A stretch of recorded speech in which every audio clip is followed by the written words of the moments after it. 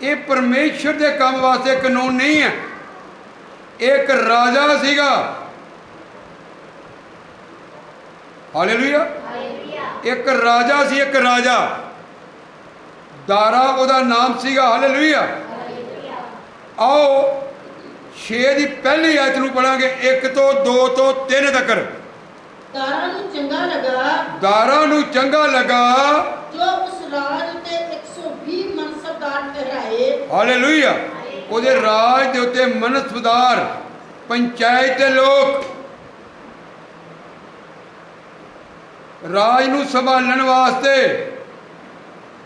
120 ਲੋਕ ਠਹਿਰਾਏ ਗਏ, जो कुल राज ते सरदारी करन, ਜੋ ਕੁੱਲ ਰਾਜ ਤੇ ਸਾਰੇ ਰਾਜ ਉੱਤੇ ਸਰਦਾਰੀ ਕਰਨ। ਅਤੇ ਉਹਨਾਂ ਉੱਤੇ 3 ਪ੍ਰਧਾਨ, ਉਹਨਾਂ ਉੱਤੇ 3 ਪ੍ਰਧਾਨ ਠਹਿਰਾਏ ਗਏ, ਜਿਨ੍ਹਾਂ ਵਿੱਚੋਂ ਇੱਕ ਦਾਨੀਅਲ ਸੀ। ਜਿਨ੍ਹਾਂ ਵਿੱਚੋਂ ਇੱਕ ਦਾਨੀਅਲ ਸੀ।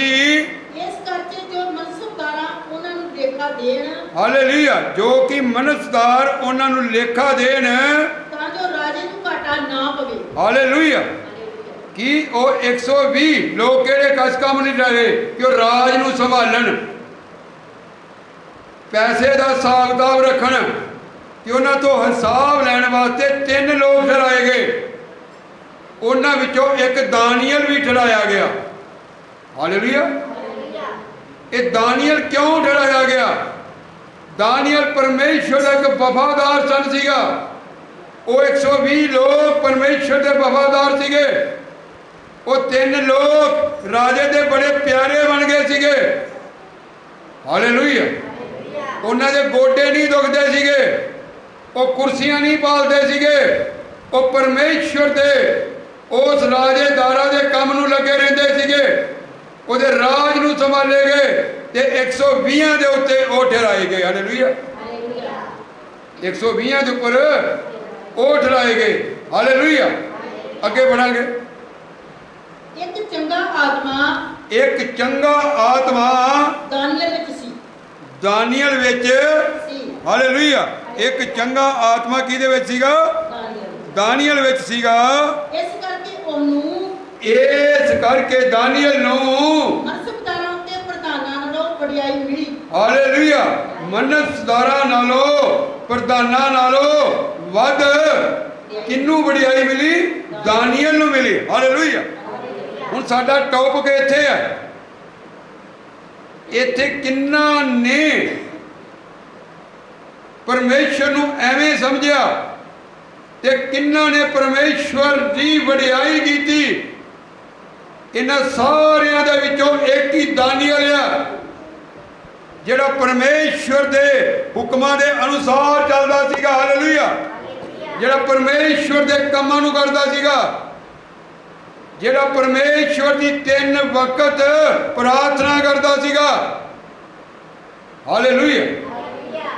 3 ਟਾਈਮ ਪਰਮੇਸ਼ਵਰ ਦੀ, ਸਵੇਰੇ, ਦੁਪਹਿਰ ਤੇ ਸ਼ਾਮ ਨੂੰ। ਅਸੀਂ ਕਿੰਨੀ ਪ੍ਰਾਰਥਨਾ ਕਰਦੇ ਆ? 1 ਟਾਈਮ, 2 ਟਾਈਮ।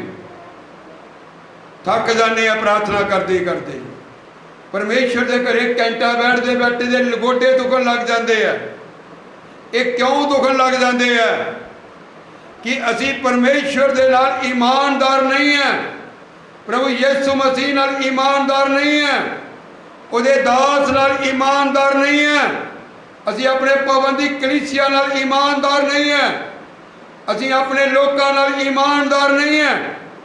ਅਸੀਂ ਘਰ ਵਿੱਚ ਵਫਾਦਾਰੀ ਤੇ ਈਮਾਨਦਾਰੀ ਨਾਲ ਪ੍ਰਾਰਥਨਾ ਨਹੀਂ ਕਰ ਰਹੇ। ਇਸ ਕਾਰਨ ਕਰਕੇ ਸਾਡੇ ਅੰਦਰ ਇਹਨਾਂ ਚੀਜ਼ਾਂ ਦਾ ਵਾਸ ਹੈ, ਅਣ ਆਗਿਆਕਾਰੀ ਦਾ, ਦੁਸ਼ਟ ਆਤਮਾ ਦਾ। ਕਿਉਂਕਿ ਇਹਨਾਂ ਨੇ ਪਰਮੇਸ਼ਰ ਨੂੰ ਐਵੇਂ ਹੀ ਜਾਣਿਆ ਹੋਇਆ ਹੈ।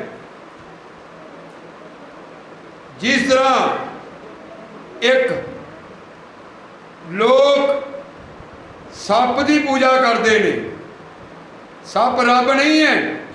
ਇਹ ਆਵਾਸੀਆਂ ਕਿਉਂ ਪਰਮੇਸ਼ਰ ਦਾ ਵਚਨ ਸੁਣ ਕੇ ਆਉਂਦੀਆਂ ਨੇ? ਇਹ ਤਾਂ ਆਉਂਦੀਆਂ ਨੇ ਕਿ ਅਸੀਂ ਯਿਸੂ ਮਸੀਹ ਨੂੰ ਐਵੇਂ ਹੀ ਜਾਣਿਆ ਹੋਇਆ ਹੈ। ਅਸੀਂ ਯਿਸੂ ਮਸੀਹ ਦੇ ਕਹਿਣੇ ਨਹੀਂ ਲੱਗਦੇ, ਅਸੀਂ ਯਿਸੂ ਮਸੀਹ ਦੇ ਕਹਿਣੇ ਨਹੀਂ ਲੱਗਦੇ, ਅਸੀਂ ਉਹਦੇ ਕਹਿਣੇ ਨਹੀਂ ਲੱਗਦੇ ਜਿੰਨਾ ਤੁਹਾਨੂੰ ਲੰਗੜੇਪਣ ਤੋਂ ਠੀਕ ਕਰਵਾਇਆ ਏ, ਜਿੰਨਾ ਯਿਸੂ ਮਸੀਹ ਦੇ ਅੱਗੇ ਤੁਹਾਡੇ ਲਈ ਪ੍ਰਾਰਥਨਾ ਕੀਤੀਆਂ ਨੇ, ਅਸੀਂ ਉਹਦੇ ਕਹਿਣੇ ਵਿੱਚ ਨਹੀਂ ਲੱਗਦੇ। ਇਹ ਸਾਡੇ ਅੰਦਰ ਇਹ ਬਦਕਾਰੀਆਂ ਤਾਂ ਆ ਜਾਂਦੀਆਂ ਨੇ, ਇਹ ਦੁਰਲਾਂਤਾਂ ਤਾਂ ਆ ਜਾਂਦੀਆਂ ਨੇ, ਸਾਡੇ ਘਰ ਤਾਂ ਗਰੀਬ ਨੇ, ਤਾਂ ਅਸੀਂ ਝੂਠੇ ਭਾਂਡੇ ਮਾਂਜਦੇ ਹਾਂ, ਤਾਂ ਅਸੀਂ ਇਹ ਕੰਮ ਕਰਦੇ ਹਾਂ। Hallelujah, hallelujah. ਇਸ ਕੰਮਾਂ ਤੋਂ ਬਚਣ ਵਾਸਤੇ ਸਾਨੂੰ ਦਾਨੀਏਲ ਵਾਂਗੂ ਪਰਮੇਸ਼ਰ ਦੇ ਨਾਲ ਇਮਾਨਦਾਰ ਬਣਨਾ ਪਵੇਗਾ। ਅਸੀਂ ਪਰਮੇਸ਼ਰ ਦੇ ਕੰਮਾਂ ਵਿੱਚ ਵਧਣਾ ਪਵੇਗਾ। ਸਾਨੂੰ ਦਾਨੀਏਲ ਦੀ ਤਰ੍ਹਾਂ 3 ਟਾਈਮ ਪ੍ਰਾਰਥਨਾ ਕਰਨੀ ਪਵੇਗੀ। ਹਾਲੇਲੂਇਆ। ਕਿਉਂਕਿ ਜਦੋਂ ਅਸੀਂ ਇਸ ਧਰਤੀ ਤੇ ਆਏ ਸਾਂ, ਅਸੀਂ ਪਰਮੇਸ਼ਰ ਨਾਲ ਵਾਅਦਾ ਕੀਤਾ ਸੀਗਾ, ਅਸੀਂ ਪਰਮੇਸ਼ਰ ਨੂੰ ਕਿਹਾ ਸੀ ਤੇਰੇ ਕੰਮਾਂ ਨੂੰ ਕਰਾਂਗੇ, ਪਰ ਅਸੀਂ ਸੱਪਾਂ ਦੇ ਕੰਮ ਕਰਨ ਲੱਗੇ, ਅਸੀਂ ਹੋਰਨਾਂ ਦੇ ਕੰਮ ਕਰਨ ਲੱਗੇ। ਔਰ ਇੱਥੇ ਪੜਾਂਗੇ ਅਸੀਂ ਕਿਹੜੀ ਵਿਧੀ ਕਾਹਦੇ ਲਈ ਠਹਿਰਾਈ ਗਈ ਸੀ, ਅੱਗੇ ਪੜਾਂਗੇ।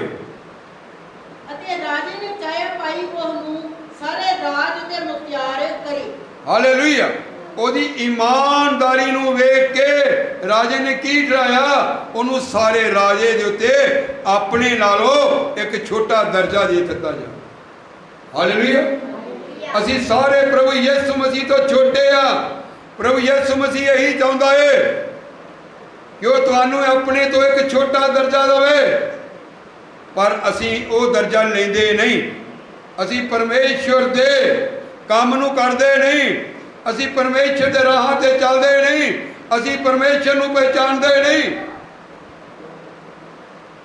ਜਿਹਨੇ ਆਪਣੇ ਵਚਨ ਵਿੱਚ ਕਿਹਾ ਹੈ ਕਿ ਤੁਸੀਂ ਨਹੀਂ ਜਾਣਦੇ ਕਿ ਤੁਸੀਂ ਪਰਮੇਸ਼ਰ ਦੇ ਮੰਦਰ ਹੋ ਤੇ ਪਰਮੇਸ਼ਰ ਦਾ ਆਤਮਾ ਤੁਹਾਡੇ ਵਿੱਚ ਵਸਦਾ ਹੈ। ਕੀ ਵਸਦਾ ਤੁਹਾਡੇ ਵਿੱਚ? ਆਤਮਾ ਵਸਦਾ ਹੈ। ਹੁਣ ਕੱਲਾ ਹਾਲੇਲੂਇਆ ਦਾ ਸਮਾਂ ਨਹੀਂ ਰਹਿ ਗਿਆ। ਕੱਲਾ ਹਾਲੇਲੂਇਆ ਨਹੀਂ ਤੁਹਾਨੂੰ ਸਵਰਗ ਲੈ ਕੇ ਜਾਏਗਾ, ਉਹਦੇ ਨਾਲ ਨਾਲ ਸਾਨੂੰ ਹਾਲੇਲੂਇਆ ਦੇ ਉੱਪਰ ਚੱਲਣਾ ਪਵੇਗਾ। ਸਾਨੂੰ ਪਰਮੇਸ਼ਰ ਦੇ ਕੰਮਾਂ ਨੂੰ ਕਰਨਾ ਪਵੇਗਾ। ਕੱਲਾ ਪ੍ਰਾਰਥਨਾ ਨਾਲ ਕੁਝ ਨਹੀਂ ਹੋਵੇਗਾ, ਸਾਨੂੰ ਵਚਨ ਵੀ ਸਿੱਖਣਾ ਪਵੇਗਾ। ਕੱਲਾ ਪ੍ਰਾਰਥਨਾ ਹਾਲੇਲੂਇਆ ਵਚਨ ਨਾਲ ਕੁਝ ਨਹੀਂ ਹੋਵੇਗਾ, ਸਾਨੂੰ ਸ਼ੈਤਾਨ ਦਾ ਵੀ ਸਾਹਮਣਾ ਕਰਨਾ ਪਵੇਗਾ। ਸਾਨੂੰ ਪਰਮੇਸ਼ਰ ਦੇ ਉਹ ਸਾਰੇ ਸ਼ਸਤਰ ਬਸਤਰ ਪਹਿਨਣੇ ਪੈਣਗੇ। ਹਾਲੇਲੂਇਆ। ਸਾਨੂੰ ਉਹ ਸ਼ਸਤਰ ਬਸਤਰ ਪਹਿਨਣੇ ਪੈਣਗੇ ਜਿਹੜੇ ਸ਼ਸਤਰ ਬਸਤਰ ਦਾਨੀਏਲ ਨਾਲ ਪਹਿਨੇ। ਹਾਲੇਲੂਇਆ। ਅੱਗੇ बढ़ांगे ਅਸੀਂ 4 ਆਇਤ ਨੂੰ। ਤਦ ਉਹਨਾਂ ਮਨਸਬਦਾਰਾਂ ਤੇ ਪ੍ਰਧਾਨਾਂ ਨੇ ਚਾਹਿਆ ਭਾਈ ਕਿਵੇਂ ਨਾ ਕਿਵੇਂ ਰਾਜ ਕਾਜ ਦੇ ਕਾਰਨ ਦਾਨੀਏਲ ਉੱਤੇ ਕੋਈ ਦੋਸ਼ ਲਾਈਏ। ਹਾਲੇਲੂਇਆ। ਕੀ ਵੇਖਿਆ ਪਰਮੇਸ਼ਵਰ ਨੇ ਉਹਨੂੰ ਕੀ ਕੀਤਾ? ਇੱਕ ਬੜੀ ਵੱਡੀ ਵਡਿਆਈ ਦੇਤੀ। ਉਹਨਾਂ 120 ਲੋਕਾਂ ਤੇ ਯਾਨੀ ਕਿ ਉਹ 2 ਪ੍ਰਧਾਨਾਂ ਦੇ ਉੱਤੇ ਇਹਨੂੰ ਠਹਿਰਾ ਦਿੱਤਾ ਦਾਨੀਏਲ ਨੂੰ। ਕਿਉਂ ਠਹਿਰਾਇਆ? ਇਹ 3 ਟਾਈਮ ਪਰਮੇਸ਼ਵਰ ਦੀ ਪ੍ਰਾਰਥਨਾ ਕਰਦਾ ਸੀ। ਉਹ ਲੋਕ ਜਲ ਜਾਂਦੇ ਨੇ, ਉਹ ਲੋਕ ਸੜ ਜਾਂਦੇ ਨੇ, ਤੇ ਕੀ ਉਹਨਾਂ ਨੇ ਇੱਕ ਵਿਉਂਤ ਬਣਾਈ ਕਿ ਇਹਨਾਂ ਨੂੰ ਕੋਈ ਦੋਸ਼ ਲਾ ਕੇ ਇਸ ਕੰਮ ਤੋਂ ਹਟਾਇਆ ਜਾਵੇ। ਹਾਲੇਲੂਇਆ। ਇਸ ਕੰਮ ਤੋਂ ਕੀ ਕੀਤਾ ਜਾਵੇ? ਹਟਾਇਆ ਜਾਵੇ। ਹਾਲੇਲੂਇਆ। ਇਸ ਕੰਮ ਤੋਂ ਹਟਾਇਆ ਜਾਵੇ, ਪਰ ਉਹਨਾਂ ਨੂੰ ਉਹਨਾਂ ਵਿੱਚੋਂ ਕੋਈ ਦੋਸ਼ ਨਾ ਮਿਲਿਆ ਤੇ ਉਹਨਾਂ ਨੇ ਰਾਜੇ ਨੂੰ ਆ ਕੇ ਭੜਕਾਇਆ ਕਿ ਰਾਜਾ ਜੀ ਆਓ ਇੱਕ ਕਾਨੂੰਨ ਤੇ ਵਿਧੀ ਠਹਿਰਾਈਏ। ਉਹ ਕਾਨੂੰਨ ਤੇ ਵਿਧੀ ਇਹ ਹੈ ਕਿ 30 ਦਿਨਾਂ ਤੱਕ ਕਿਸੇ ਦੇਵੀ ਦੇਵਤੇ ਨੂੰ ਕਿਸੇ ਨੂੰ ਵੀ ਕੋਈ ਮੱਥਾ ਨਹੀਂ ਟੇਕੇਗਾ। ਇਹ 120 ਲੋਕਾਂ ਨੇ, ਉਹ 2 ਪ੍ਰਧਾਨਾਂ ਨੇ ਵਿਧੀ ਠਹਿਰਾਈ। ਰਾਜੇ ਨੂੰ ਆ ਕੇ ਭੜਕਾਇਆ, ਰਾਜੇ ਨੂੰ ਪੰਪ ਦਿੱਤਾ। ਹਾਲੇਲੂਇਆ। ਕੀ ਦਿੱਤਾ? ਰਾਜੇ ਨੂੰ ਭੜਕਾਇਆ, ਰਾਜੇ ਨੂੰ ਹਵਾ ਭਰ ਦਿੱਤੀ।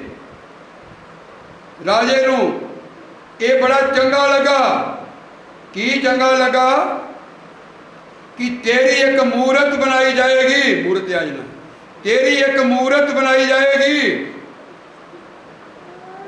पढ़ांगे ਹੁਣ हे राजन इस विधि ਨੂੰ ਤੋਰੋ, इस विधि ਨੂੰ ਤੋਰੋ हाँ जी ਅਤੇ ਲਿਖਤ ਉੱਪਰ ਆਪਣੀ ਸ਼ਹੀ ਪਾ ਦਿਓ, लिखत ऊपर अपनी शाही पा दियो, मोहर ला दियो, ਜੋ ਨਾ ਬਦਲੀ ਜਾਵੇ। जो ना बदली जावे। ਮਾਦੀਆਂ ਤੇ ਫਰੀਸੀਆਂ ਦੀ ਮਨਾਹੀ ਦੇ ਪੱਕੇ ਕਾਨੂੰਨ ਅਨੁਸਾਰ, मादियां ते फरीसियां दे पक्के कानून दे कारण ਜੋ ਬਦਲਦਾ ਨਹੀਂ ਹੈ। जो बदलदा नहीं है। हालेलुया। ਇਹ ਕਾਹਦੇ ਵਾਸਤੇ ਕਿਹਾ ਗਿਆ? ਕਹਿੰਦਾ ਤੁਹਾਡੀ ਇੱਕ ਮੂਰਤ ਬਣਾਈ ਜਾਵੇ। ਹਾਲੇਲੂਇਆ। ਜਿੱਥੇ ਕਹੀ ਉੱਥੇ ਲਿਆ ਕਰੋ, ਤਾਂ ਇਹਦਾ ਨਿਸ਼ਾਨੀਆਂ ਲੱਗ ਪਈਆਂ। Hallelujah, hallelujah. ਇੱਕ ਮੂਰਤ ਬਣਾਈ ਜਾਵੇ ਤੇ ਤੁਹਾਡੀ ਮੂਰਤ ਨੂੰ ਹੀ ਮੱਥਾ ਟੇਕਿਆ ਜਾਵੇ। ਹਾਲੇਲੂਇਆ। ਤੁਹਾਡੀ ਮੂਰਤ ਨੂੰ ਮੱਥਾ ਟੇਕਿਆ ਜਾਵੇ, ਉਹਦੇ ਉੱਤੇ ਮੋਹਰ ਸ਼ਾਹੀ ਪਾਈ ਜਾਵੇ। ਸ਼ਾਹੀ ਪਾਉਣ ਦਾ ਮਤਲਬ ਹੈ ਮੋਹਰ, ਸ਼ਾਹੀ ਲਾ ਕੇ ਮੋਹਰ ਲਾ ਦਿੱਤੀ ਜਾਵੇ, ਕਾਨੂੰਨ ਪਾਸ ਕੀਤਾ ਜਾਵੇ। ਕੋਈ ਤੁਹਾਡੇ ਤੋਂ ਸਿਵਾ ਕਿਸੇ ਦੂਜੀ ਮੂਰਤ ਨੂੰ ਮੱਥਾ ਨਾ ਟੇਕੇ, ਨਾ ਆਪਣੇ ਦੇਵੀ ਦੇਵਤੇ ਨੂੰ ਮੱਥਾ ਟੇਕੇ। ਔਰ ਓਨਲੀ ਜਦ ਉਹ ਢੰਡੋਰਾ ਪਟਾਇਆ ਜਾਵੇ ਤਾਂ ਉਹ ਤੁਹਾਡੇ ਅੱਗੇ ਲੰਮੇ ਪੈ ਕੇ ਮੱਥਾ ਟੇਕਿਆ ਜਾਵੇ। ਹਾਲੇਲੂਇਆ। ਇਹ ਵਿਧੀ ਤੇ ਕਾਨੂੰਨ ਬਣ ਗਿਆ, ਇਹ ਵਿਧੀ ਤੇ ਕਾਨੂੰਨ ਬਣ ਗਿਆ। ਜਦ ਇਹ ਵਿਧੀ ਤੇ ਕਾਨੂੰਨ ਬਣ ਗਿਆ ਤੇ ਦਾਨੀਏਲ ਨੂੰ ਪਤਾ ਚੱਲ ਗਿਆ ਕਿ ਇਹ ਵਿਧੀ ਤੇ ਕਾਨੂੰਨ ਬਣ ਗਿਆ ਵਾ। ਹਾਲੇਲੂਇਆ। ਦਾਨੀਏਲ ਨੂੰ ਪਤਾ ਚੱਲ ਗਿਆ ਇਹ ਵਿਧੀ ਤੇ ਕਾਨੂੰਨ, ਵਿਧੀ ਤੇ ਕਾਨੂੰਨ। ਆਪਣੇ ਮੂੰਹ ਨਾਲ ਕਰੀਏ, ਤੁਹਾਡੇ ਤੇ ਇੱਕ ਵਿਧੀ ਕਾਨੂੰਨ ਹੈ। ਹਾਲੇਲੂਇਆ।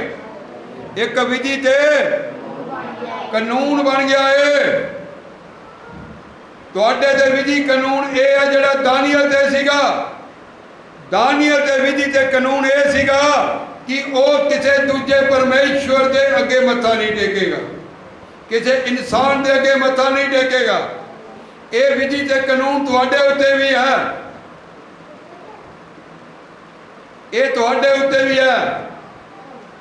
ਕਿਸੇ ਵਿਧੀ ਤੇ ਕਾਨੂੰਨ ਤੇ ਦੂਜੇ ਖਾਣੇ ਨਹੀਂ ਖਾਵਾਂਗੇ,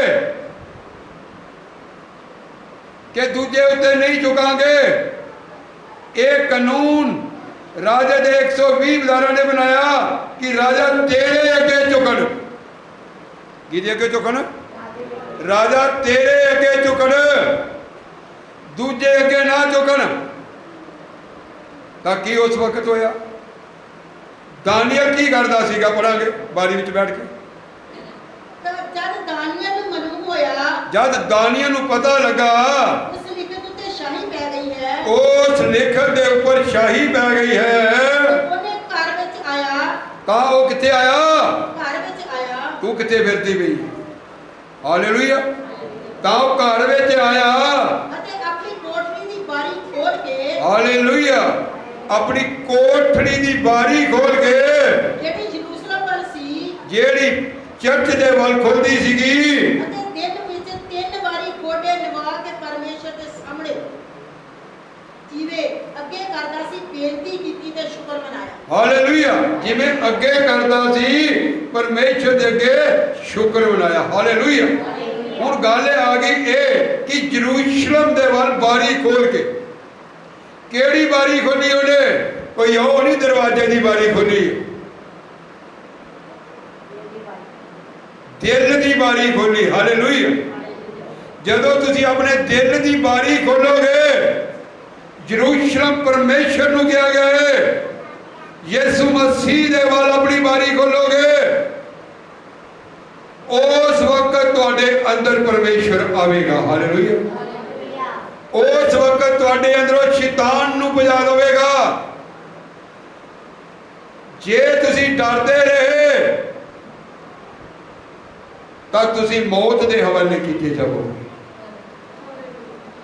ਫਿਰ ਤੁਸੀਂ ਕਿੱਥੇ ਕੀਤੇ ਜਾਓਗੇ?